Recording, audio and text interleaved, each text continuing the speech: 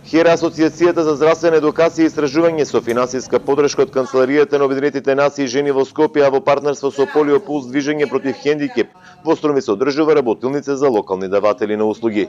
Работилницата се спроведува во рамките на проектот Спречување на родово базирано насилство и дискриминација меѓу лицата со попреченост од јавната установа Бања Банско, како дел од заедничкиот проект Градење на локален модел на деинституционализација, спроведуван од страна на 4 агенции на Обединетите нации во земјава. Целта на работилницата е да го подигнеме капацитетите на лицата со хендикеп кои што се вклучени во процесот на деинституционализација, давателите на услуги на општина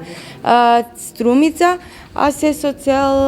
да пристапиме кон поефикасно спроведување и на процесот на деинституционализација, но и запознавање со концептот за независно и самостојно живење за лицата со хендикеп, согласно и одредбите од Конвенцијата за правата на лицата со хендикеп. Така, пред се активностите се фокусирани во општина Струмица